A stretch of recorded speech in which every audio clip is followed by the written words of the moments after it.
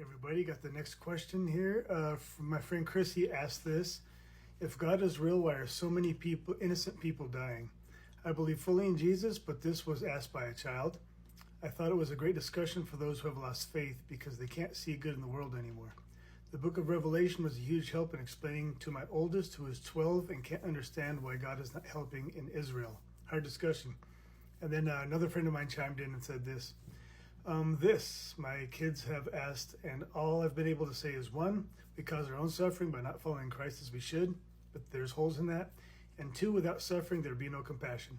Such a difficult question to answer. Yes, it is difficult.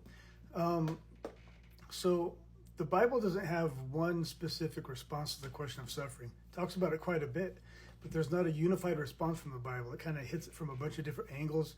And some of those angles contradict each other, are in conversation with each other, have tension with each other, however you want to phrase it. So there's no complete answer to that question. What I want to do in this video real quick is give a partial answer to that and an encouragement, just from a pastoral perspective.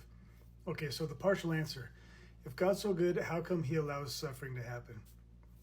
Well, let's think, if God wanted to remove all suffering from the world, he'd have to remove all the things that cause suffering from the world. And one of the things that cause suffering in the world is human choice. So human choice obviously contributes to a lot of the suffering in the world, because a lot of times we choose to be cruel to each other, to hate each other, to gossip about each other, to hurt each other, to go to war with each other. So human decision is a cause of much suffering in the world.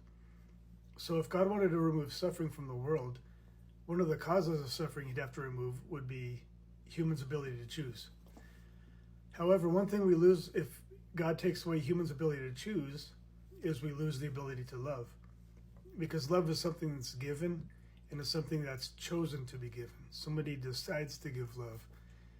So on some level, what seems to be the case is that God believes that, or knows that all the suffering we see somehow is worth the price in exchange for love existing in the universe.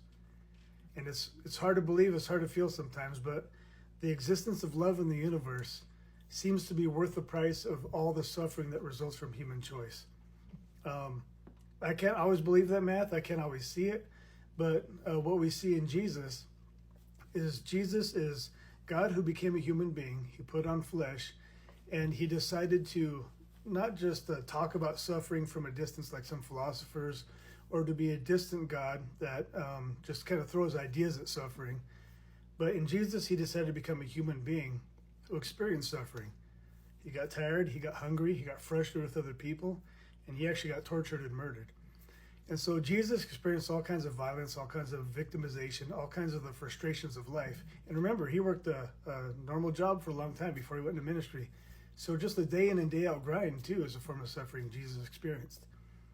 So in Christian theology, one way to handle this is remembering that not only does God think that love is worth the price of suffering, but he actually expressed his love by entering into our suffering, bearing the suffering upon himself, and voluntarily, because he laid down his life on his own authority, voluntarily dying on the cross to show us that he's willing to be with us in our suffering.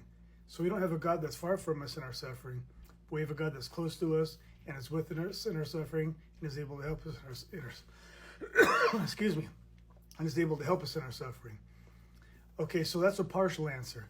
And it's not a complete answer, but the partial answer is that suffering exists because love is worth the price. At least some suffering exists because love is worth the price. Now, pastoral encouragement real quick. All the frustration and the anger and the nonsense that you feel with sin and suffering, you're supposed to feel that. It's a good biblical thing to feel.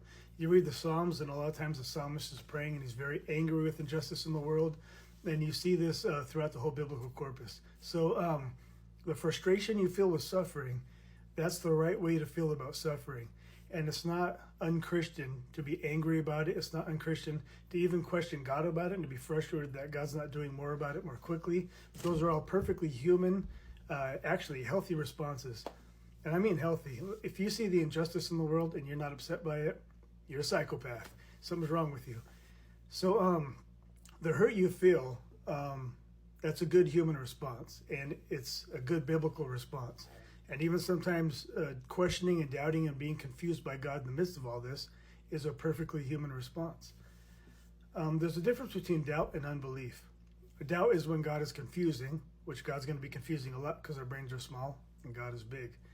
Unbelief is when you stop believing in God because the confusion becomes too much.